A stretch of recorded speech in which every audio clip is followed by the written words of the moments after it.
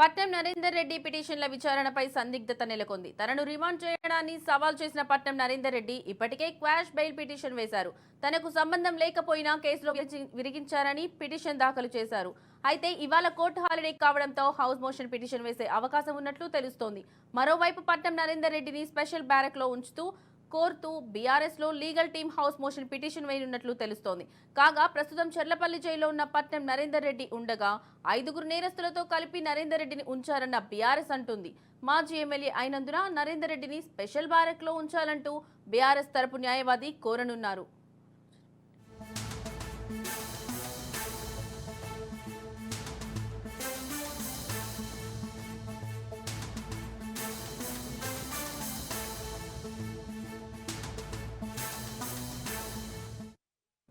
పట్నం నరేందర్ రెడ్డి పిటిషన్ల విచారణపై సందిగ్ధత నెలకొంది. తనను రిమాండ్ చేయడాన్ని సవాల్ చేసిన పట్నం నరేందర్ రెడ్డి ఇప్పటికే క్వాష్ బెయిల్ పిటిషన్ వేశారు. తనకు సంబంధం లేకపోయినా కేసులో విరికించారని పిటిషన్ దాఖలు చేశారు.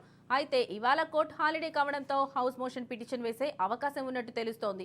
మరోవైపు పట్నం నరేందర్ రెడ్డిని స్పెషల్ బ్యారక్ లో ఉంచాలని కోరుతూ BRS legal team house motion petition వేయనున్నట్టు తెలుస్తోంది. కాగా ప్రస్తుతం చెర్లపల్లి జైల్లో ఉన్న పట్నం నరేందర్ రెడ్డి ఉండగా 5గురు నేరస్తులతో కలిపి నరేందర్ రెడ్డిని ఉంచారన్న బీఆర్ఎస్ అంటుంది. మాజీ ఎమ్మెల్యే అయినందున నరేందర్ రెడ్డిని స్పెషల్ బ్యారక్ లో ఉంచాలంటూ బీఆర్ఎస్ తరపు న్యాయవాది కోరనున్నారు.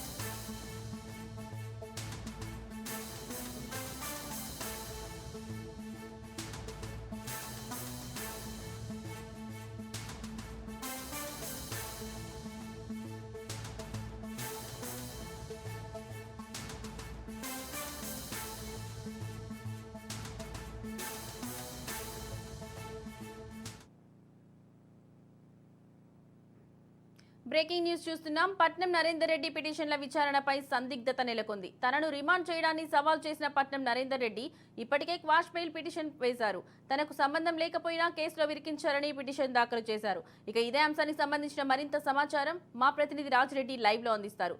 రాజురెడ్డి, చెప్పండి, అక్కడున్న తాజా సమాచారం ఏంటి? లగిచర్ల సంఘటనకు సంబంధించినటువంటి వాటిలో అరెస్ట్ అయ్యారు. అయితే అతను ఒకటే చెప్తా ఉన్నారు, సమస్య ఉందని నా దగ్గరికి వచ్చారు, కానీ ఈ దాడి వెనుక, ఈ కుట్ర వెనుక నా హస్తం లేదు, నా ప్రమేయం లేదు, నన్ను అన్యాయంగా ఈ కేసులో ఇరికించారు అనేది కూడా అతని వాదన వినిపిస్తుంది. ఈ యొక్క నేపథ్యంలో ఇప్పటికే అతను జైల్లో ఉన్నారు. అతను బెయిల్ పిటిషన్ కోసం ఇప్పటికే పిటిషన్ కూడా దాఖలు చేశారు. అయితే ఈరోజు కోర్టు సెలవు ఉండడంతో హౌస్ మోషన్ పిటిషన్ దాఖలు చేశారు. అంతేకాకుండా అతనికి బెయిల్ ఇవ్వాలి, నాకు ఎలాంటి సంబంధం లేదని కూడా అతను కరాఖండిగా చెప్తున్నారు. అతని తరపు న్యాయవాదులు కూడా పిటిషన్ దాఖలు చేశారు, హౌస్ మోషన్ వేశారు. అయితే ఈరోజు కోర్టు హాలిడే ఉండడం వల్ల అయితే మరి ఈరోజు దానిపైన సందిగ్ధత నెలకొంది. మరి హౌస్ మోషన్ వేశారు, ఏం జరుగుతుందో చూడాలి.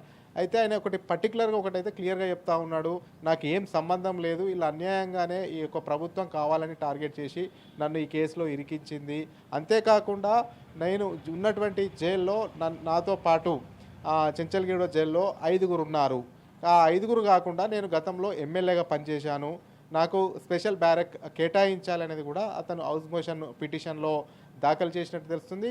ఈ యొక్క నేపథ్యంలో అతను ఎక్స్ ఎమ్మెల్యేగా ఉన్నాడు కాబట్టి అతన్ని విఐపిగా ట్రీట్ చేయాలి, కాబట్టి అతనికి స్పెషల్ బ్యారెక్ను కేటాయించాలి, మిగతా నిందితులతో కాకుండా అతనికి స్పెషల్ బ్యారెక్ ఇవ్వాలనేది కూడా అతను పిటిషన్ దాఖలు చేసినట్టు తెలుస్తుంది. మొత్తానికి అయితే ఈరోజు కోర్టు హాలిడే ఉన్న నేపథ్యంలో హౌస్ మోషన్ వేశారు. హౌస్ మోషన్లో మరి హౌస్ మోషన్ని తీసుకుంటారా లేకపోతే లేదా అనేది ఒక కాస్త సందిగ్ధత నెలకొంది. అతను బెయిల్ కావాలంటున్నాడు.